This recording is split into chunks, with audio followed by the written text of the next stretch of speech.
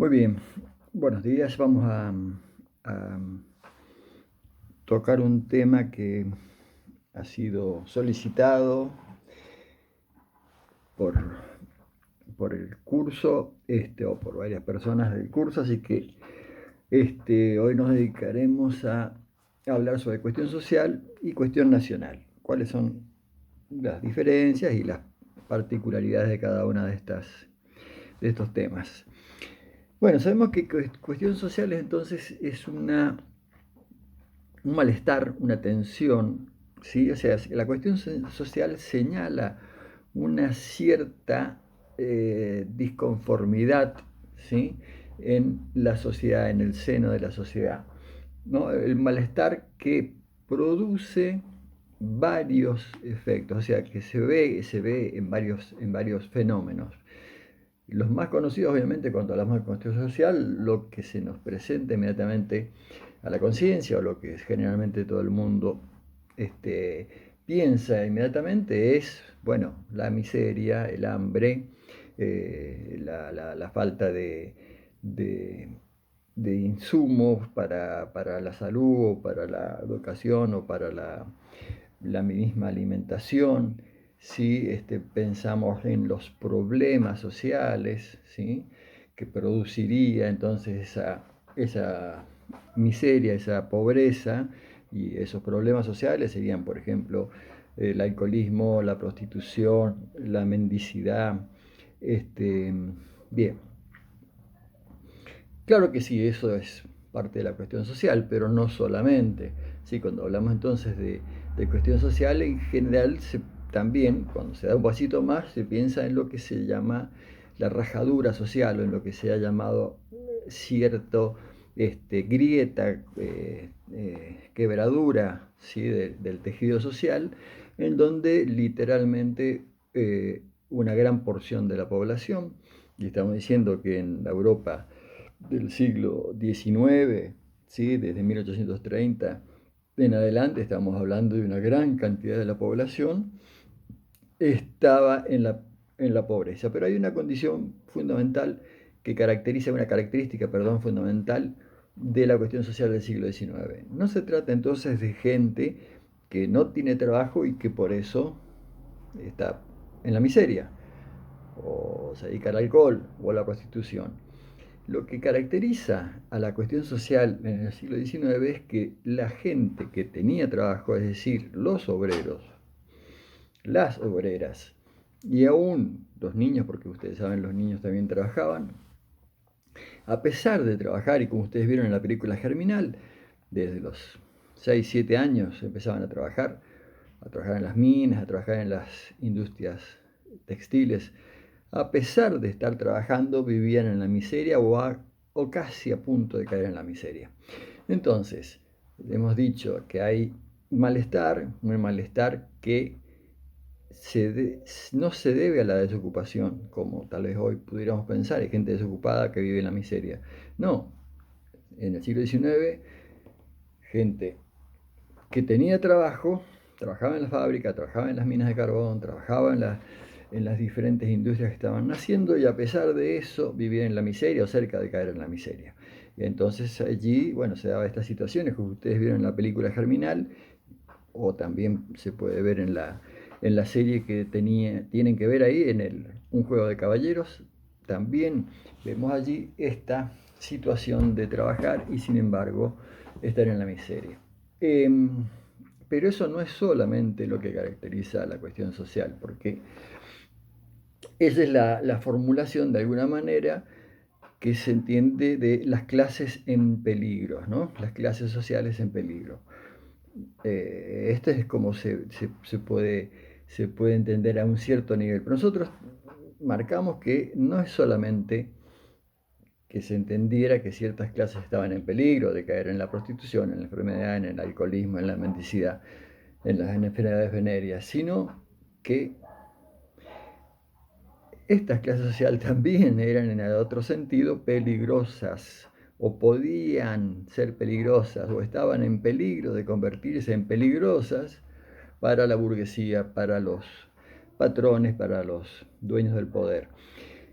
y se podrían convertir en peligrosas a través de, por ejemplo, bueno, obviamente los delitos comunes, como todos sabemos, que mucha gente que tiene hambre tiene, tiene que robar.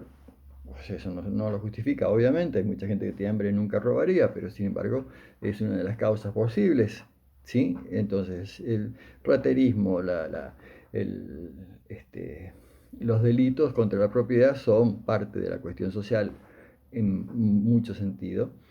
Y no solamente eso, sino que también pueden llegar a poner en peligro la propiedad privada de los burgueses, es decir, no solamente arrebatarle la cartera a una mujer en la calle, sino organizarse en gremios, en sindicatos, como ustedes vieron en la película Germinal, que pasaba, o también en la película, en la serie Un juego de caballeros, ven cómo nace también entre las variantes de ese malestar, también puede, generalmente en el bar, por ejemplo, en el boliche, donde aparte de, de, de, de emborracharse y aparte de estar con las chicas, con las prostitutas, podían decir, che, ¿y si nos organizamos y formamos un sindicato?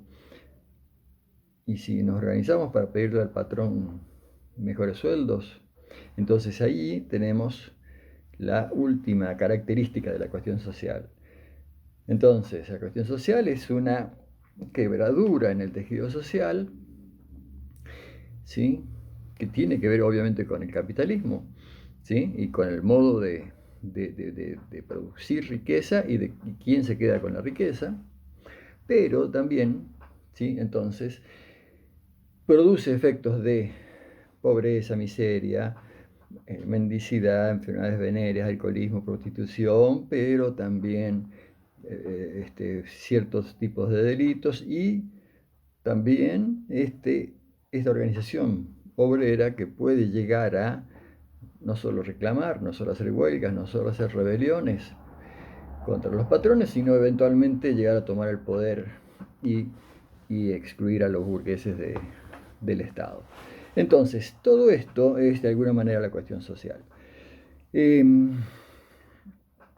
yo les he sugerido allí también en un texto que escribí, ahí está, que fue publicado hace poco en una revista, ahí está en la clase, que la cuestión social también no es solamente una pregunta por si podemos vivir juntos, es decir, no es solo una pregunta por esa quebradura del lazo social, sino también es la respuesta, ¿sí? La cuestión social implica la misma respuesta, implica la aparición del trabajo social, de la primera sociología, de los médicos higienistas, ¿sí? De los primeros feminismos, que no solamente luchaban por el voto femenino, sino que también eran sensibles, eran mujeres burguesas, sensibles con sensibilidad democrática y sensibilidad social, que podían entonces hacer alianzas de clases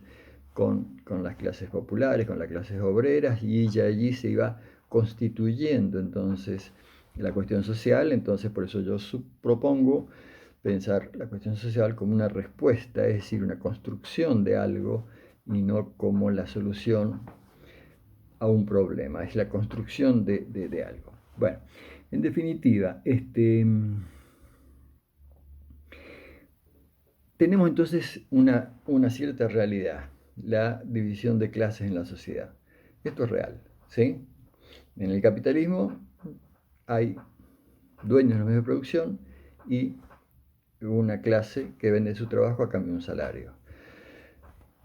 Dos modos de producción precedentes, en la Edad Media existía la nobleza, que obviamente era la dueña de los medios de producción, pero no dueña en el sentido moderno de un escribano, sino que tenía poder sobre ciertas tierras, y los siervos, o la otra clase social, que estaba insertada dentro de los medios de producción, vivía ahí, y en realidad era parte misma, ¿no? Era una parte de alguna manera. La fuerza de trabajo estaba allí en la tierra. Y tenemos otra realidad, que es la constitución de las naciones. Empiezan a constituirse las naciones, pero de una forma particular. En, en el siglo XVIII, ustedes saben, o sea, la burguesía va adquiriendo poder y en el siglo XVIII toma el poder político a través de la Revolución Francesa, por ejemplo, que es lo más notable, pero también ya en parte con la Revolución Inglesa, y en la mayor parte de las naciones de Occidente, la burguesía, a partir de la Revolución Francesa, empieza un proceso de tomar el poder, y en el siglo XIX en general, vamos a decir que las naciones modernas se empiezan a constituir con la forma esta del Estado-Nación. ¿Qué diferencia hay qué diferencia el Estado-Nación del Estado previo del siglo XVII, por ejemplo? ¿Sí? Del siglo XVI, siglo XV. Ese estado eran estados monárquicos, muchas veces estados absolutistas, pero donde la soberanía la tenía el monarca, ustedes saben muy bien. Es decir, el que tenía el poder legítimo era el monarca. ¿Qué pasa cuando la burguesía accede al poder? En Francia, por ejemplo, pero en todos los países este, más o menos este, europeos también aparece lo mismo. ¿Qué pasa? Las revoluciones burguesas anuncian que el pueblo es el soberano, ¿no? El pueblo es el soberano, en todo caso es representado, ¿sí? en el Estado por un presidente, por un primer ministro. Entonces, estamos hablando de que se conforma la nación en el concepto moderno, y la nación es un pueblo soberano, un Estado, un territorio, unos símbolos y una cultura nacional. Todo eso es lo que constituye lo que va a ser la nación, ¿no? Y la nación implica también el sentimiento de amor a la patria. ¿Qué había antes en el siglo XVII? ¿Había amor a la patria? No, nadie hablaba de amor a la patria en el siglo XVI o en el siglo XVII. ¿No había patria? No. ¿Qué había? En el siglo XVI y siglo XVII había, el siglo XVIII, había lealtad al rey, ¿sí? Lealtad a la corona.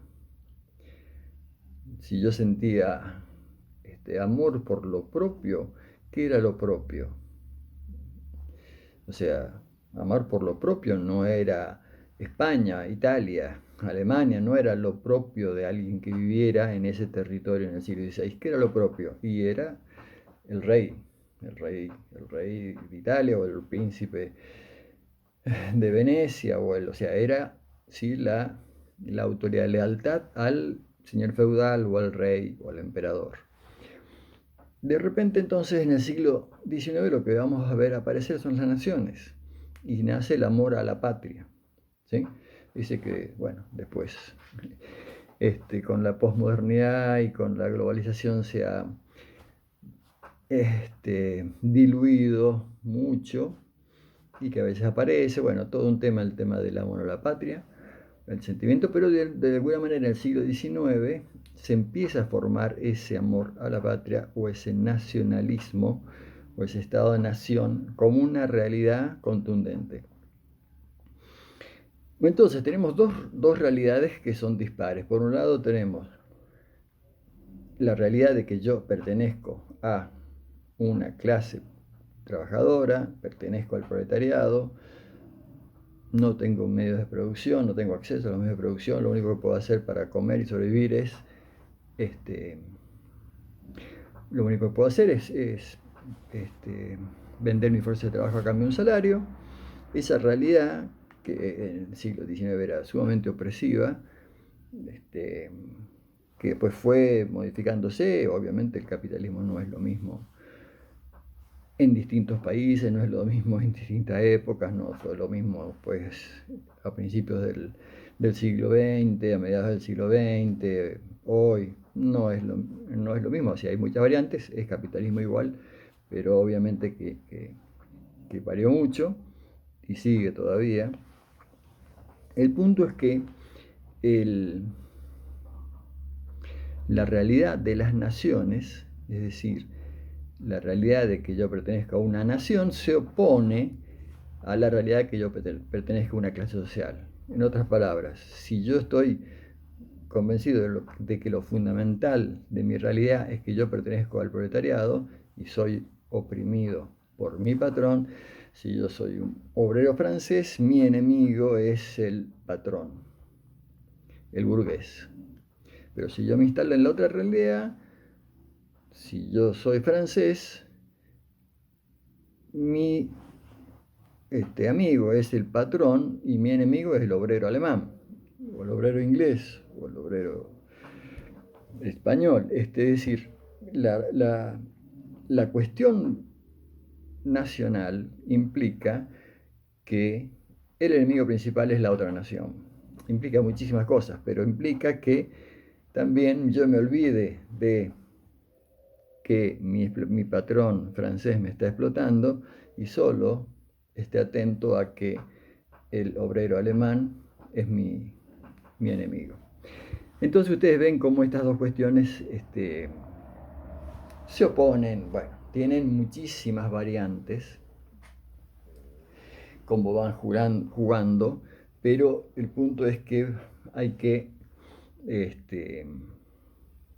prestar atención a la división principal. Esto es lo que es fundamental para entender una u otra y después obviamente los matices se multiplican. ¿Sí? Si lo más importante es que yo tome conciencia de que mi patrón me está explotando, ¿sí? O si lo más importante es que yo tome conciencia que mi enemigo principal es los alemanes. A partir de esos nacionalismos pasaron muchas cosas, pero obviamente que pasaron las dos guerras mundiales, ¿no? Las dos guerras mundiales tienen que ver en gran parte con ese nacionalismo, por lo menos allí se lo hizo jugar. Generalmente las guerras no tienen mucho que ver con las cuestiones culturales, siempre hay cuestiones económicas atrás de una cuestión cultural, ¿no? Pero bueno, esa es la diferencia fundamental. ¿Y qué es lo que nosotros proponemos? Bueno, ahí ustedes verán en parte en las clases que siguen y en parte en, en lo que hemos desarrollado de un juego de caballeros, que la cuestión social para nosotros, para trabajo social, para las ciencias sociales en general, pero sobre todo para trabajo social, la cuestión social es una construcción y un entramado de alianzas entre clases. ¿Sí? No es la cuestión social para nosotros, no es terminar de solucionar la cuestión social como si fuera un problema para solucionar, como si fuera, qué sé yo, ahora el virus, bueno, nada, llega la vacuna y solucionamos la cuestión social. No es que el trabajo social se haya inventado para solucionar la cuestión social, para enfrentar la cuestión social. No, la cuestión social es una construcción que contiene todo lo que hemos escrito y también contiene a los y las trabajadoras sociales, contiene a la medicina social, contiene es decir, al derecho en su poco pero real y existente costado social. Es decir, hay una construcción de la cuestión social, que es donde los trabajadores sociales y las trabajadoras sociales habitan, trabajan, defienden. Bueno, si pueden leer ese texto, sería interesante el que... entonces, lo que estamos sosteniendo es que, entonces nuestra perspectiva es que la cuestión social es más una cuestión de alianzas entre clases, como ustedes pueden ver en la serie Un juego de caballeros, ¿no? De English Game. ahí van a haber una cuestión más de alianzas entre clases, que parte de la lucha de clases, por supuesto, es lucha de clases, la lucha de clases permanece, pero la cuestión social es la formulación de pequeñas alianzas o coyunturales alianzas, ¿sí? Parciales alianzas momentáneas, ¿sí? Y entre géneros, ¿sí? Entre la lucha de clases y la lucha de géneros no desaparecen, no se puede solucionar la lucha de clases, ¿sí? Por lo menos en el capitalismo no se puede solucionar ni la lucha de géneros, me pareciera que tampoco se puede solucionar, pero sí se pueden establecer espacios de negociación, de alianzas o de lucha con reglas, digámoslo así. Una lucha reglada, no una lucha a muerte, sino una lucha con ciertas reglas. Bien, esto es lo que hemos querido transmitir en relación a cuestión nacional y cuestión social.